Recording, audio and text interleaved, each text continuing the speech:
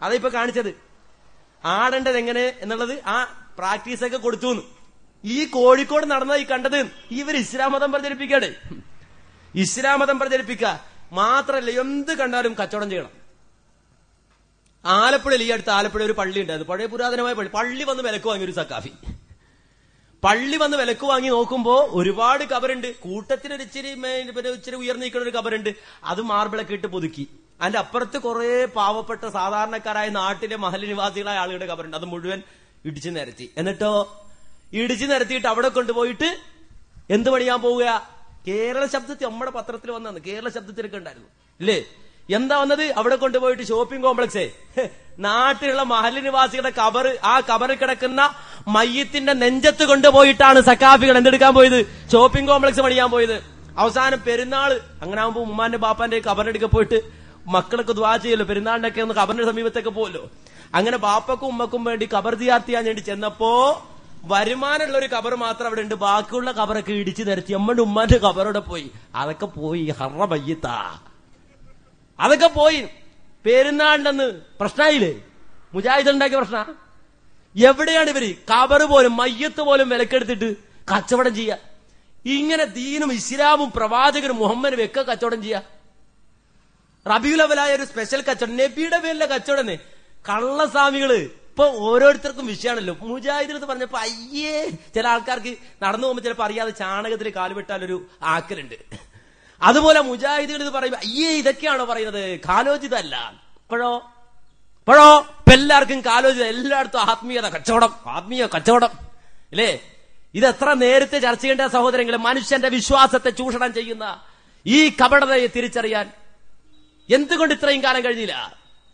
എന്നാൽ ഇത് മുഴുവൻ വിറ്റ് കാശാക്കി അവസാനം റബീഉൽ അവ്വലായാൽ പഴയ മൗലിദും റാത്തിബൊക്കെ ചെല്ലിയാൽ പല 10-50 ഒക്കെ കിട്ടുള്ളൂ. കാലം മാറിയില്ലേ? അതുകൊണ്ട് ഹുബ്ബുർ റസൂൽ കോൺഫറൻസ്, അങ്ങനെ വലിയ വലിയ മന്ത്രിമാരെയും വലിയ വലിയ ആളുകളെയൊക്കെ വിളിച്ചു കൂട്ടിയിട്ട് വലിയ ഒരു പിന്നെ പന്തലും അതൊരു പ്രത്യേക രൂപത്തിലൊക്കെ ആക്കിയിട്ട് ഹുബ്ബുർ റസൂൽ നടത്തി. കഴിഞ്ഞ പ്രാവശ്യം എറണാകുളത്ത് കൊണ്ടുവന്നിട്ട് അങ്ങനെ കഴിഞ്ഞ പ്രാവശ്യം നടത്തിയപ്പോ EK സമസ്തക്കാരോട് നോക്കണ്ട, അവരും വലിയ പ്രേമികൾ തന്നെ, അവർക്കും വലിയ വിരുശം തന്നെ. അവര് പറഞ്ഞു ഈ പ്രേമം അത്ര ശരിയായ പ്രേമല്ല, അതുകൊണ്ട് നമ്മൾ പ്രേമം അപ്പുറത്തേക്ക് മാറ്റി. അപ്പുറത്തേക്ക് മാറ്റി. മറ്റേത് സമ്പത്താണ് ലക്ഷ്യം.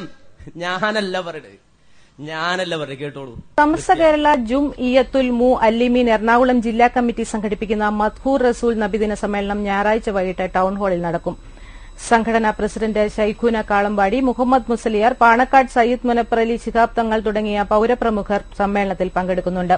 സുന്നി തീവ്രതയുടെ മുഖംമൂടി അണിഞ്ഞ ചിലർ നടത്തുന്ന പരിപാടികൾ സുന്നത്തിനേക്കാൾ ഉപരി സമ്പത്തിനെ ലക്ഷ്യമാക്കുന്നതാണെന്നും മഹല്ലും മസ്ജിദും കൈയൊഴിഞ്ഞ ചിലർ പിടിച്ചു നിൽക്കാനുള്ള വേദിയായി നബിദിന സമ്മേളനത്തെ മാറ്റുന്നുണ്ടെന്നും സമസ്ത കേരള ജുംഇയ്യത്തുൽ മുഅല്ലിമീൻ ഭാരവാഹികൾ വാർത്താസമ്മേളനത്തിൽ പറഞ്ഞു.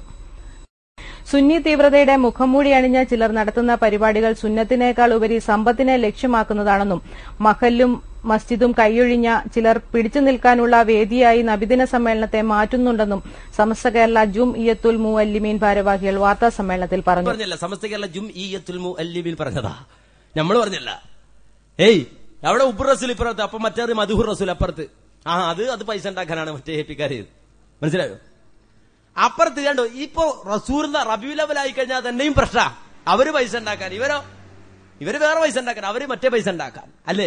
ഇങ്ങനെ പ്രേമം മൂത്തിട്ട് എന്തും കച്ചവടം ചെയ്യണം, വിറ്റ് കാശാക്കണം. മുടിയനായ പുത്രൻ എന്ന് പറയാറില്ലേ? വീടിന്റെ തറവാടിന്റെ കഴുക്കോലടക്കം ഊരി വിറ്റ് കാശാക്കുക. എന്തും കച്ചവടം ചെയ്യാൻ പറ്റണം, മുഴുവൻ കച്ചവടം ചെയ്യാം. ഇത്രയും കൃത്യമായി മറുപടി പറഞ്ഞു കൊടുത്ത് പിന്നെ മുസ്ലിയാർ പഴയ ക്ലിപ്പ് ഈ സാധു അറിയും മറുപടി പറഞ്ഞു കൊടുത്ത് പേരോട് മുസ്ലിയാർ ക്ലിപ്പ് ഇട്ട മൂപ്പരത് എല്ലായിടത്തും ഇടും. എന്ത് കഷ്ടായത്! കൃത്യമായി നാദാപുരത്തുനിന്ന് ഇത് ഇനി ആർക്കിത് മനസ്സിലാകാൻ, ആർക്കാണിത് മനസ്സിലാകാനുള്ളത്? അപ്പൊ കൃത്യമായ വിഷയം പറഞ്ഞു കൊടുത്തു. എന്റെ വെബ്സൈറ്റിൽ നിന്ന് മുങ്ങിലെ, വെബ്സൈറ്റിൽ റസൂലുള്ളാഹിന്റെ ഖബർ എന്ന് പറഞ്ഞ് കൊണ്ടുവരുന്ന സൈറ്റിൽ നിന്ന് ഇപ്പൊ പോയി. അബ്ദുള്ള ചെറുമ്പ എന്ന് പറയുന്ന ആൾ നടത്തുന്ന സൈറ്റ് ഉണ്ടല്ലോ, ഇസ്ലാം കേരള. പണ്ട് എന്റെ ഫ്രണ്ട് തുറന്നാൽ തന്നെ കാണുന്നത് താജുൽ ഉലമ, നമ്മുടെ നേതാക്കന്മാർ കാന്തപുരം മൂലയിൽ ചിരിച്ചോണ്ടിരിക്കുന്ന ഫോട്ടോ, ഉള്ളാൾ തങ്ങൾ താഴ്ത്തു നോക്കിയിരിക്കുന്ന ഫോട്ടോ, അലവി ഇങ്ങനെ കറങ്ങണ ഫോട്ടോ, അതൊക്കെ ഇപ്പൊ ഒന്നുമില്ല, എല്ലായിടത്തും മാറ്റി, എല്ലാവരും പോയി, എല്ലാവരും മാറ്റി ഇല്ലേ? ഇപ്പോ ഈ രൂപത്തിൽ ഈ വെബ്സൈറ്റിൽ നിന്ന് വരെ പോയി. എന്നിട്ട് മുസ്ലിയാർ കള്ളചാറെന്ന് പറഞ്ഞില്ലേ? അവസാനം ഇവർക്ക് ആകെ ഉണ്ടായിരുന്നത് അൽ മുസ്ലിമും പത്രം എന്നൊരു പത്രമായിരുന്നു, സൗദിയിൽ നിന്ന് ഇറങ്ങിയതാണ്. ഇവരിങ്ങനെ അത് കേരളത്തിലെ സക്കാഫികൾ ഇങ്ങനെ ഏതോ ജൂതൻ സൗദിയിൽ വന്നിട്ട് പത്രം നടത്തി, അവിടെ റസൂലുള്ളാന്റെ ഖബർ എന്ന് പറഞ്ഞിട്ട് ഈ രൂപത്തിൽ എന്തോ ഖബറിന്റെ ഫോട്ടോ കാണിച്ചപ്പോ സൗദിയിലായതുകൊണ്ട് സൗദി ഗവൺമെന്റ് പിടിച്ചു. എവിടെയെന്ന് ചോദിച്ചു. എവിടുന്നാ നിനക്കിത് കിട്ടിയത്? പിടിച്ച് പുറത്താക്കി, പത്രം പൂട്ടിച്ചു. പക്ഷേ ആ പത്രത്തിന്റെ ഫോട്ടോ സക്കാഫികൾ കേരളത്തിൽ കൊണ്ടു നടന്നു. എന്നിട്ട് അൽ മുസ്ലിം സൗദിയിൽ നിന്ന് ഇറങ്ങുന്ന പത്രമാണ്, സൗദിയിലല്ലേ റസൂലുള്ളാന്റെ ഖബറുള്ളത്. ഞങ്ങൾ ചോദിച്ചോ പത്രം എവിടെ? അൽ മുസ്ലിം പത്രം പൂട്ടിയില്ലേ? എന്താ പൂട്ടാൻ കാരണം? അപ്പൊ മുസ്ലിയാക്കന്മാരും മിണ്ടൂല, മറുപടി പറയൂല. അവസാനം കുടുങ്ങി കൗമിന് ബോധ്യപ്പെടുമല്ലോ. മുസ്ലിയാർമാരുടെ എത്ര ഇളകിയാൽ എന്താ, ജനങ്ങൾക്ക് കാര്യം മനസ്സിലായി. ഇത് രണ്ടും കേൾക്കുമ്പോ കൃത്യമായി ബോധ്യപ്പെടുമല്ലോ. അപ്പൊ മുസ്ലിയാക്കന്മാർ പുതിയൊരു നമ്പർ ഉണ്ടാക്കി. എന്ത്? പുതിയ നമുക്കൊന്നും ഉണ്ടാക്കിയാലോ, ഒരു രേഖ നമുക്കൊന്നും ഉണ്ടാക്കിയാലോ. അങ്ങനെ ഇയാൾ ഇവിടെ ഇട്ടില്ല എന്ന് പറഞ്ഞു. ഞാൻ ചോദിച്ചു ഇവിടെ ഇട്ടിരുന്നോ? ഇട്ടില്ല എന്ന് പറഞ്ഞത്. കൊല്ല ഇവിടെ അടുത്ത പ്രദേശം അല്ലേ, അവിടെ ഇട്ടു. എന്ത്? പേരോട് മുസ്ലിയാരുടെ ക്ലിപ്പ് തന്നെ. പക്ഷെ പേരോട് മുസ്ലിയാർ വരൂല കേട്ടോ. പേരോട് മുസ്ലിയാർ വരുന്നിടത്ത് ഇയാളെ കൊണ്ട് ഇങ്ങനെ മറച്ചു വെക്കും. അങ്ങനെ ആയിരുന്നു ഇട്ടത്. എന്നാ പേരോട് മുസ്ലിയാർ ഇട്ടത് കണ്ടോളൂ. ഇവര് തെളിവുണ്ടാക്കുകയാണ്. ജാറത്തിനെ റസൂലുള്ളാഹിന്റെ ജാറെന്ന് പറഞ്ഞിട്ട് ഉണ്ടാക്കുന്ന തെളിവാ, കണ്ടോളൂ.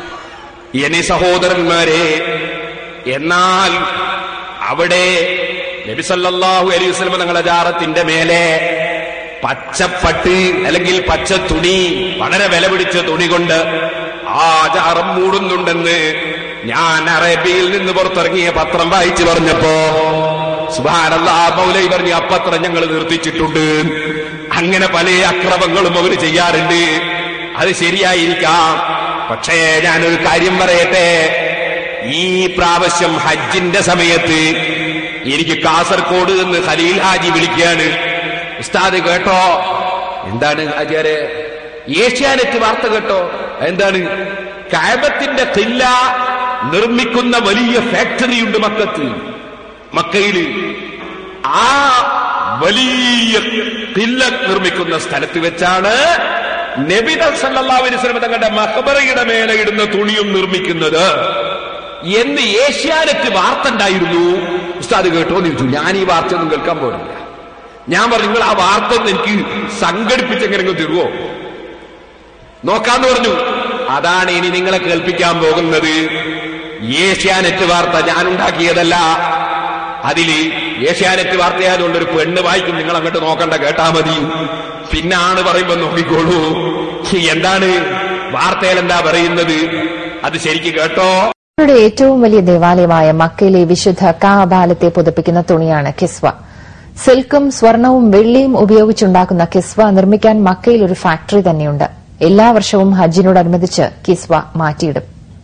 യമനിലുള്ള തുബൈ എന്ന രാജാവാണ് ആദ്യമായി വിശുദ്ധ കഅബയെ തുണി കൊണ്ട് പുതച്ചത് എന്നാണ് പ്രബലാഭിപ്രായം.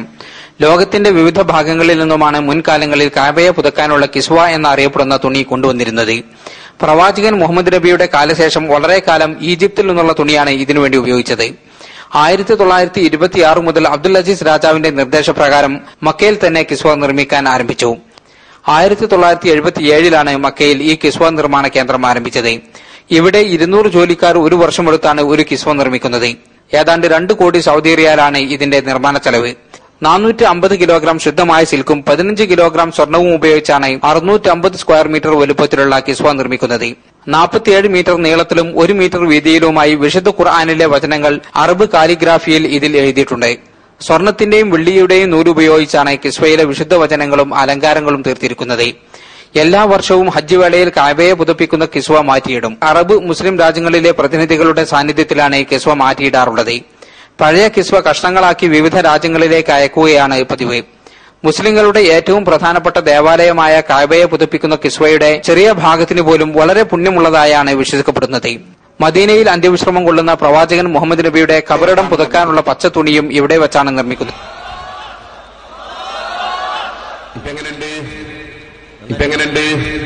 അപ്പൊ മദീനയിൽ അന്ത്യവിശ്രമം കൊള്ളുന്ന മുഹമ്മദ് നബി സല്ലല്ലാഹു അലൈഹി വസല്ലമയുടെ ഖബർ പുതക്കാനുള്ള പച്ചത്തുണിയും ഇവിടെ വെച്ചാ നിർമ്മിക്കപ്പെടുന്നത് തൊട്ട് അതിന്റെ ബോർഡടക്കം ആ കമ്പനി അടക്കമാണ് ഞാനിപ്പോ കാണിച്ചത്. ഏഷ്യാനെറ്റ് വാർത്തയാണ്. എന്തിനാണ് ഇവരിവിടെ തെറ്റിദ്ധരിപ്പിക്കാൻ വേണ്ടി നടക്കുന്നത്? അതാ നമുക്കും ചോദിക്കണം, എന്തിനാണ് ഇവരിങ്ങനെ തെറ്റിദ്ധരിപ്പിക്കാൻ നടക്കുന്നത്? അവിടെ നിർമ്മിക്കുന്നത് എന്ന് പറഞ്ഞ് നിക്കല്ല, അതിന് ചോട്ടൊരു വാചകം കൂടെ ഉണ്ട്. എന്തെന്നറിയോ? എന്താ? ജലീൽ കണ്ണമംഗലം ഏഷ്യാനെറ്റ് ന്യൂസ് അല്ലേ? ആരാ ജലീൽ കണ്ണ? എന്തിനാ പേര് മാറിപ്പോയത്? എന്താ പറയാത്തത്? ജലീൽ കണ്ണമംഗലം എന്ന് പറഞ്ഞാൽ ആരാ? ഒന്നാന്തര എ പി സുന്നി. കണ്ണമംഗലം ചെറിയ മലപ്പുറത്തുള്ള സ്ഥലമാണ്. മൂപ്പര് ജിദ്ദയിലാണ്, ഏഷ്യാന്റെ റിപ്പോർട്ടറാണ്, ഒന്നാം തരം AP സുന്നിയാണ്. ഇല്ലാന്ന് പറഞ്ഞ് ഞങ്ങൾ കൊണ്ടുവന്ന് തെളിയിക്കും. ഫോണ് ഇപ്പോഴുണ്ട്, ഫോൺ കോൾ റെക്കോർഡ് ചെയ്ത് വെച്ചിട്ട്. ജലീൽ കണ്ണമംഗലത്തിന്റെ ഫോൺ കോൾ ഞങ്ങൾ റെക്കോർഡ് ചെയ്ത് വെച്ചിട്ടുണ്ട്. പക്ഷെ ഞങ്ങൾ ഇപ്പൊ ഇട്ട് അടക്കണില്ല, കയ്യിലുണ്ട്, വേണ്ടി വന്നാൽ അതിടും. അത് മാത്രല്ല, നിങ്ങളുടെ പ്രഭാഷണങ്ങളിൽ പോലും ജലീൽ കണ്ണമംഗലത്തിന്റെ പേര് കടന്നു വന്നിട്ടുണ്ട്. നമുക്കും ചോദിക്കണം, എന്തിനാണ് ഇവരിങ്ങനെ